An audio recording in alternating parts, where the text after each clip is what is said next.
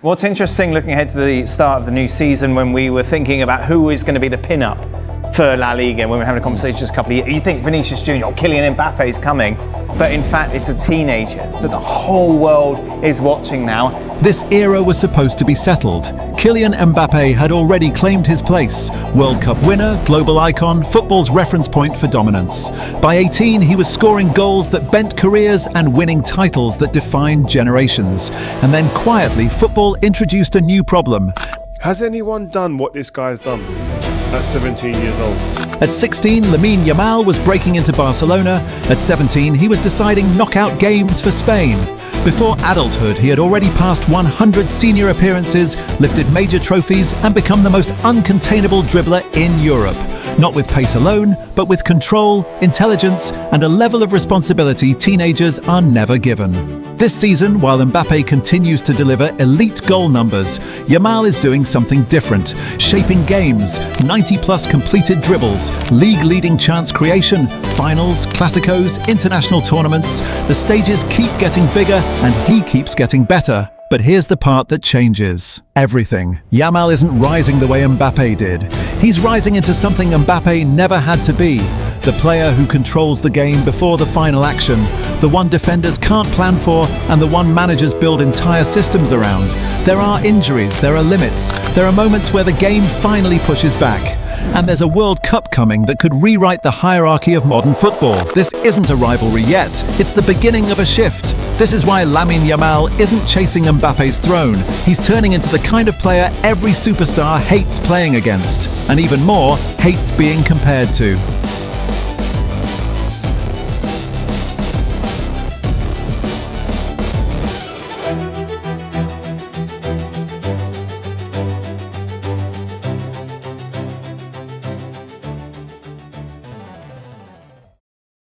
Mbappe didn't become terrifying in slow motion. He arrived like a finished product. In 2016/17, an 18-year-old Kylian Mbappe wasn't learning top-level football at Monaco. He was deciding it. Monaco won the league, reached the Champions League semi-finals, and Mbappe's teenage season became the template for what a modern superstar looks like before adulthood even starts. That season, 26 goals and 14 assists across all competitions in a title-winning campaign that put him on the global fast track. That's the first thing about teenage Mbappe, end product. He wasn't doing promising things. He was putting numbers on elite stages repeatedly. In that Champions League run, he scored 6 goals as Monaco marched to the semi-finals. And the goals weren't cosmetic. He scored in knockout rounds, he scored under pressure, he scored when teams were set up specifically to survive him. The message was immediate. This isn't potential, this is consequence. Then came the second thing. Pace, but weaponized pace, not just raw speed, but the kind that breaks defensive decisions. One touch too loose in midfield, one line step too high, one fullback isolated, and suddenly the game is being played in reverse because Mbappe is already running into the space behind you. He didn't need a long build-up. He needed one invitation. And the third thing was the one managers fear most from teenagers: big game bravery. Mbappe wasn't hiding in the noise. He wanted the ball when the stadium got loud. He wanted the decisive moment before the moment arrived. That's why Monaco's Champions League nights mattered so much, because they were proof that the kid wasn't just surviving elite football. He was comfortable inside it. That is the blueprint. A teenager who doesn't wait to develop. He shows up fully formed and everyone else is forced to adjust. Now here's where the story turns. Because Lamine Yamal isn't copying Mbappe's path, he's sprinting through the same age window with a different kind of threat. The headline is simple: Barcelona didn't introduce him, they trusted him. At 15, he debuted for the club in April 2023, becoming their youngest league debutant of the century. That's not a cameo. That's a signal. And then the responsibility kept stacking, faster than it's supposed to. By 17, he'd already become the youngest player to reach 100 appearances for Barca, an absurd number of elite minutes before the typical player has even finished breaking through. This is the key distinction in Yamal's rise. It isn't just about age, it's about load. The game count isn't trivia. It tells you what the club thinks he is. Not a prospect, not a rotation option, a real piece of the machine. Then Euro 2024 happened and the timeline got even more aggressive. He became the youngest player ever to feature at a European Championship when he appeared for Spain at 16 years old. And he didn't show up to gain experience. He showed up to tilt matches, winning the tournament and leaving it with the kind of reputation teenagers usually need a full club season to earn. So yes, Mbappe at 18 gave the world the blueprint for teenage superstardom. But Yamal is accelerating into something slightly different and arguably more disruptive. Because where Mbappe's early terror was built around finishing and speed into space, Yamal's terror is built around control and gravity. He doesn't only punish you after you make a mistake, he forces you into mistakes by existing in the right zones and being impossible to defend one-on-one. The numbers this season tell the story clearly. Yamal has completed 94 successful dribbles in domestic competition, more than any other player across Europe's top 5 leagues at the time of writing. That matters for this story because dribbles aren't just highlights, they are pressure events. Every successful take-on shifts a defensive line, forces a rotation, creates panic in the covering defenders, and opens a new passing lane that wasn't there 2 seconds ago. And his end product is arriving too, just not in the Mbappe goal volume first way. By the end of January 2026, he'd already racked up 12 goals and 12 assists in 27 matches. Not a winger finding form, a teenager producing like a senior star while being asked to do senior star jobs. This is where the age versus responsibility point becomes everything. Mbappe at 18 was finishing attacks at a frightening rate. Yamal at 16 to 18 is being used as a reference point. The player who gives Barcelona structure in possession, progression when the game gets tight, and a constant 1 versus 1 escape route when opponents press high. And here's the line that ties both sides of the chapter together. Mbappe didn't wait to develop. He arrived fully formed. Yamal isn't waiting either, but the scary part is that his form looks less like a breakout and more like a system already being built around him. And once that happens, once a teenager stops being a talent and becomes a framework, that's when the sport starts preparing for the next era, whether the old kings like it or not. Pressure doesn't expose Lamine Yamal. It activates him. If you want to understand why this isn't empty stats, you have to start with how the two teams are built around their stars and what those stars are actually asked to do. At Barcelona under Hansi Flick, the structure lives in 4-3-3 and 4-2-3-1 variants, with a more vertical edge and high pressing baked into the model. That matters because in this version of Barca, Lamine Yamal isn't a finishing piece, he's a shaping piece. Here's the line that separates highlight culture from real analysis. These numbers change matches, not spreadsheets. You can see it in the games where the temperature changes, when the opponent stops playing football and starts playing containment, when every touch is met with a second defender, when the fullback can't step out without cover, when the entire plan is basically don't let the kid decide this. And yet he keeps ending up in the decisive frames. At Euro 2024, Spain didn't just win, they won with a teenager doing grown man damage. In the semi-final against France, Yamal scored the equaliser in the 21st minute and became the youngest scorer in Euro or World Cup history as Spain came back to win 2-1. In the final against England, his assist set up the opener in a 2-1 win that sealed Spain's record 4th European title. For Lamine Yamal, and Williams score! That's the pattern. The bigger the moment, the less he plays like a kid trying not to mess up, and the more he plays like someone trying to take control. Now zoom into the rivalry stage, Real Madrid versus Barcelona, where reputations get tested in real time. In the October 26th, 2025 Clasico at the Bernabeu, Madrid won 2-1 with goals from Kylian Mbappe and Jude Bellingham. Is to find Kylian Mbappe, who's through on goal. Mbappe! The flag stays down. Then in the Spanish Super Cup final on January 11th, 2026,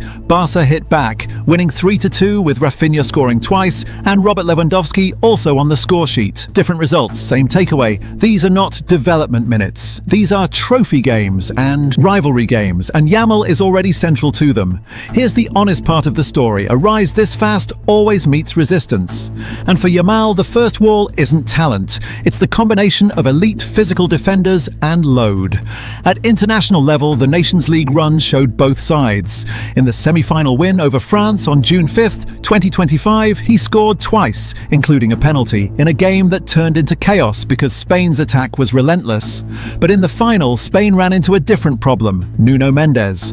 Portugal beat Spain on penalties after a 2-2 draw, and match officials named Mendes player of the match. That matters because it's the cleanest first wall moment. One of the best 1-versus-1 defenders in the world matched him stride for stride and forced him to find answers beyond the first plan. Add the physical toll and the tension gets real. Yamal has dealt with a pubalgia, a groin issue that Hansi Flick has discussed in the context of discipline and management, and it's a reminder that minutes are not neutral for a teenager who's already played so much senior football.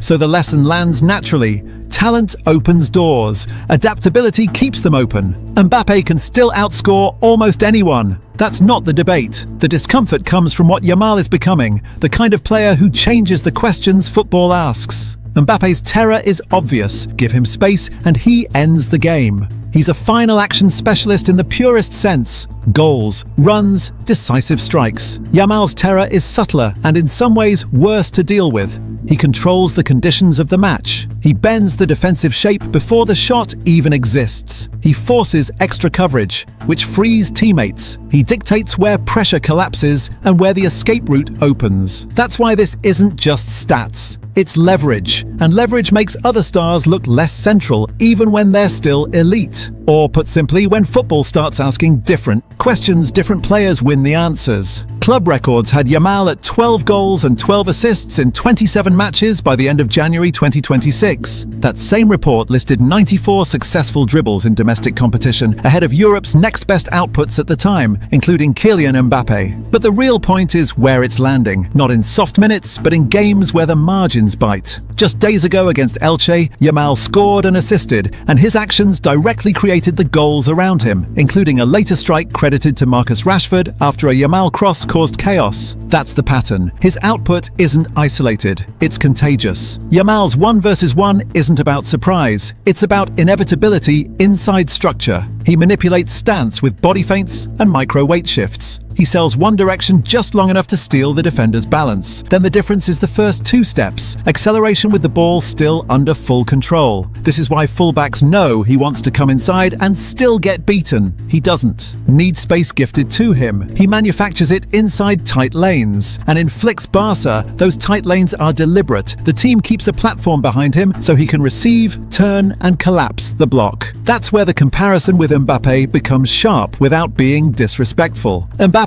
is at his most lethal when the game breaks open. Space becomes a runway. Yamal is lethal even when the game doesn't open. He wins inside the block, inside the rotation, inside the half space. This is the pivot of the whole story. Mbappe's job, especially in star-heavy setups, is usually final action. Arrive, finish, decide. That's not an insult. It's the highest paid job in football. Yamal's job at Barca is more uncomfortable to defend because it starts earlier in the chain. He's the inverted right winger who becomes a half-space controller, a build-up outlet, and a decision hub. Flick's Barcelona model emphasizes building to advanced midfielders or a number 10 depending on the shape. And Yamal fits both because his touch and body orientation let him receive under pressure and instantly face forward. And this is where he makes players around him look better, not by chemistry but by geometry. When he pins the fullback, Jules Koundé can overlap or underlap into space. When he draws the extra midfielder, Pedri and Frenkie de Jong suddenly have cleaner angles to progress. When the block shifts, Dani Olmo and Ferran Torres get higher value touches in the box lanes. When defenders overprotect the inside channel, Rafinha becomes the free side release. That's the difference between a winger who produces and a winger who engineers production. The last separator is the one casual clips miss. What happens when Yamal doesn't have the ball? Flick's approach is built on winning the ball back quickly and attacking fast, and that demands wingers who press with discipline, not emotion. In that environment, a teenager survives only if he does the boring parts correctly. Cover the passing lane, time the jump, protect the fullback behind him, and recover into shape when the press is beaten. That's why this profile hits different. He's not being carried through games. He's being trusted to help control them. And that's the real reason the empty stats argument dies on contact. Because when your dribbles reshape a block, when your touches dictate rotations, when your presence turns teammates into higher output versions of themselves, you're not collecting numbers. You're changing matches. Now we get to the forward tension. The 2026 World Cup is coming, and tournament football rewards the exact traits that separate amazing from decisive: control, creativity, decision-making under stress. Spain already proved at Euro 2024 that they can win a major tournament with Yamal playing a real role in the biggest moments. And the Nations League run showed something else. Even when the game turns chaotic or tight, Spain can still reach finals, and Yamal can still be central to that path. So the stakes are simple. One tournament can rewrite hierarchies forever, and that's the real reason this story lands the way it does. Because Mbappe isn't threatened by a kid with clips. He's threatened by a teenager turning into a game shaper, the kind of player who doesn't just win matches, he changes who gets remembered for them. This was never about replacing Mbappe. He's still elite, still decisive, still one of the most feared finishers in football. But football doesn't only reward the loudest impact anymore.